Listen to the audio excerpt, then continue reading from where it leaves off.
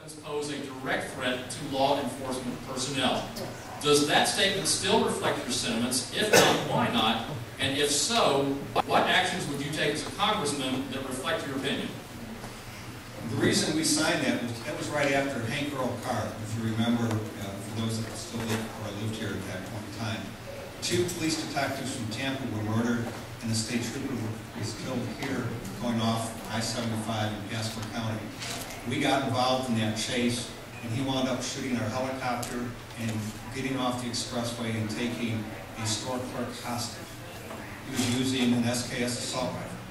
At that point in time, we signed it because we were absolutely livid in the fact that this guy could have a weapon like that and kill 2 police detectives and then a trooper on the highways. And I think at that point in time, it was more of an emotional issue for us in law enforcement because we certainly support and defend the Second Amendment. We truly believe in it. I own weapons. It's across the board. We have a right to own weapons in the United States. I lived in a state that actually had gun owners' ID cards, and it didn't stop crime at all. It didn't stop the bad guys from having weapons. Mr. Sager, 1 minute. In order for the states to maintain a well-regulated militia, the right of the people to keep and bear arms shall not be infringed. Shall not be infringed. In my book and in the book of the NRA, there is no such thing as an assault rifle. It's called a semi-automatic handgun or a semi-automatic rifle. It is not the federal government's job to tell us what guns we can and cannot own. Our founding fathers drafted the Constitution, and one of the reasons why is because they said it was to protect us from our own best intentions. And the reason why they gave us the Second Amendment was at all costs, when there was no hope left, it gave you the right, given to you by God, to defend yourself from a tyrannical government. And I will never take that away from you as your congressman. Thank you. Any more on that, Sheriff Nugent? Just as other assaults on what we're trying to do, particularly as it relates to handguns and ammunition, there are those that are in Congress today that want to put markers on our handguns, and our weapons, and our ammunition so you can come back and track us down. And let me tell you something, that is such a dangerous, dangerous proposal. Nobody should have the ability to do that. Like we mentioned before, in Illinois they had this handgun owner's ID card. It was the biggest scam and fraud going, and they want to do that again to us across this nation if they have the right. Folks, one of my political heroes is another sheriff. His name is Sheriff Richard Mack of Arizona. He stood up to the Brady Bill. He took the federal government to court, and he won. He refused to enforce that law.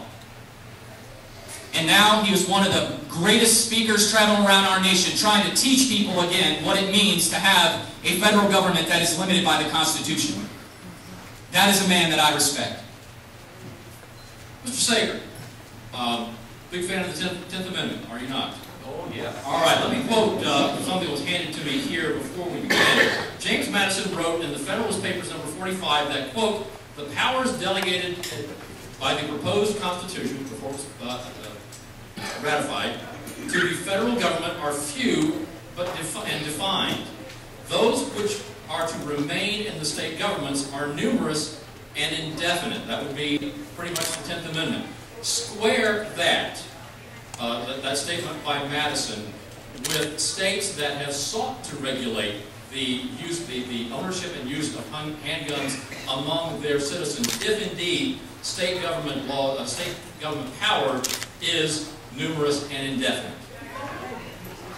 It is numerous and indefinite, but the caveat to that is that when the states came together in 1787, they formed a pact together.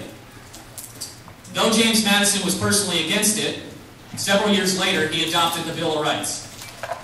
That Bill of Rights was a recognition by all the states at the time of 10 specific rights that were unalienable, rights that were granted by God. And as entrants to this union, they all signed off on this pact. And those were 10 things that they swore that as a member of the Union called the United States of America, they would never take away from their own people. Because at any time, this was back before we had sitting armies or standing armies, the federal government at any time could call up the volunteer militia within the states. That is still something that they may need to do. And that is why the people have a right to be armed. World War II would have turned out a lot differently. Pearl Harbor wouldn't have happened in Pearl Harbor, it would have happened on the shores of California. But the Japanese emperor knew that if he attacked our shores, the people of America were armed, and they would fight back. That's why we still need a well-regulated militia. Sheriff Nugent, 10th Amendment versus the Second. Well, that was an interesting answer. Because it is difficult to try to rectify between state rights and the federal government. But I will tell you this, the state rights need to trump the federal government every time. We have it today in the Department of Education. We have great state leaders that can set goals and priorities for us in our counties we live. We have elected school board members that are trying to get elected here tonight that have a better feel to what needs to happen in this country, and particularly for the educational needs of our kids, than the federal government will ever recognize. And that's where states' rights, particularly the 10th Amendment, needs to come to play. We need to, those clearly defined areas that we need to attack and take back control and take it away from the federal government. And education is one of those. Moore? Well, just so everybody knows, I'm the only candidate in this primary right now that has signed the 10th Amendment pledge. It was actually used against me in our last debate. And I still stand by that pledge. It is a recognition of states' rights, and there are candidates all across this country that have joined together. Just several months back, I met with them in Atlanta. And we talked about what we need to do when we get to Washington to return those rights and powers back to the states.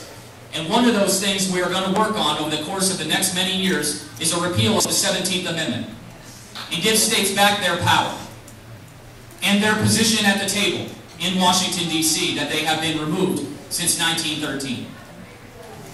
Sheriff Nugent, 30 seconds. Do you all know what the 17th Amendment is? It's whether or not you get to vote for a state senator. It's whether or not you get to have somebody like Charlie Crist appoint your state senator.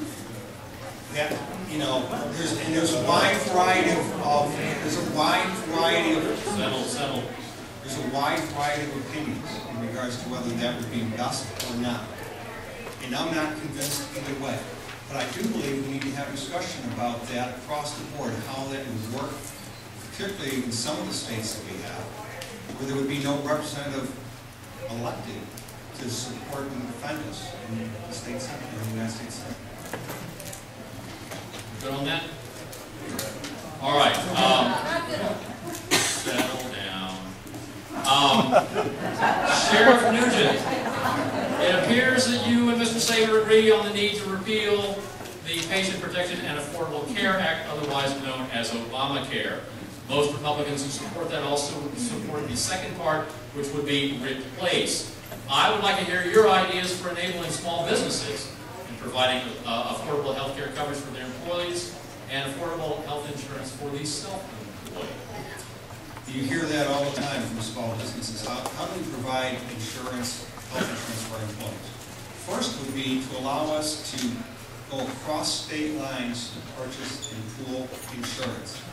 Insurance is a pooled resource. That's what cuts costs in regards to the actual cost of the insurance. But it's a two-part process. We need to reduce the cost of health care. When you have, until you have tort reform and be able to, that's what's going to cause us to reduce our costs. And talking to an OBGYN physician, $100,000 she pays a year for tort insurance for an OBGYN. $100,000 a year. Think about just how many babies she's got to deliver to cover her insurance costs. Much less her staff and her office costs and her paying back her loans to the government. It is absent. It's a two-part process. One is to allow us to have across the board, across the states, purchasing insurance and reduce the cost of health care. Mr. Sager, 1 minute. Folks, this is something I've been studying for a very long time. Okay? And